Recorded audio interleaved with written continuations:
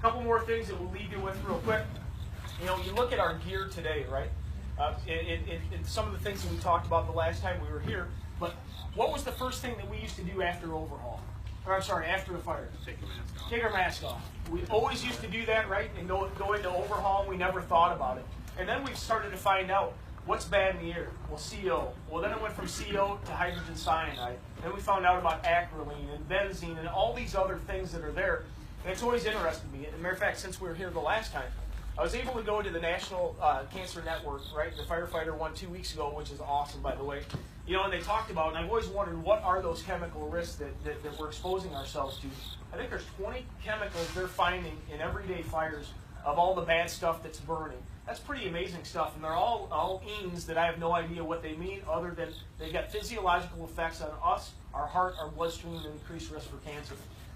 So we're clear, there's no good study that I've seen today that tells what the general population risk of cancer is, nor is there one that gives a good representation of the fire service. But some of the ones that we've read today, we found what? What do you think the general population is? Out of 10 people, what do you think it is? Yeah, about 4. 4 and 10. So you think about that. Think of your own fire department, right? You've got about 100 guys in your department. So 40% of your guys probably will get cancer sometime in their career, regardless of whether or not they're a firefighter. Well, what do you think some of the early studies are, though, today on fire service? About 67%. So you think about that. So say you're a 100-man department, right? If you knew today that you could keep 27 guys on your department from getting cancer in their lifetime, would you do it? We do saving our own, we do all these things, right, to save one guy, but what if we could save more, right? Well, think of the low-cost things that we can do every day that are easy, right? Come out of a fire, hydrate. Come out of a fire, wipe ourselves down with, with wipes. Simple things, don't cost a lot. Are we doing gross decon on the scene? I don't know. It's simple. It's an adapter, it's a garden hose, and you wash yourself off. Things we need to think about. Are we taking our gear out of service immediately and not putting it in the cab with us to ride back? Don't know. We're seeing a lot of departments going with that policy where they're putting it in a black bag or brown bag, sealing it, and it's not riding in the cab with it. And I'll tell you why. How long do you think your gear off gas is? Any ideas? 30 minutes. Don't answer these questions. Come on. 30 minutes. 30 minutes. So think about this. Now let's think about this. So 30 minutes, right? So we take that 30 minutes. How long does it take for us to get back to the firehouse? I don't know. But are we going to breathe that for 15, 20 minutes, right? So we're just talking about keeping our breather on during overhaul, right? Well, why would we let our gear off gas when it's in the truck? So just things to think about. One of the interesting things that I watched was, I think it's Palm Beach, Florida, I believe, and you guys can research this. They wanted to see how many contaminants are tracked throughout the firehouse after a fire. Just a normal call, right? They took, it's cool, they took a high-vis resin and just dumped it on the guy. Just a powder, very simply. That came back to the station, or rode in the truck, came back to the station, took all his gear off, kept his uniform on, and walked through the station. Later that day, they went with a black light and tracked where he'd been. Been through the station, the bunk room, in the recliner, in the kitchen, in his car when he went home, and at his house. That's pretty amazing stuff, guys. And you think about all the stuff that we've got, and if we're truly trying to reduce our risk, maybe we get back again, wash our stuff, black bag it, don't care, we'll take a shower. Again, does that cost anything? No, it doesn't. There are departments, especially out west and in Canada. One out west is immediately when we're done with the fire, it's a shower. Everything's black bag, right? You have hot zones, warm zones, and cold zones in the fire station. Not like a hazmat, doesn't it? But that's what they have.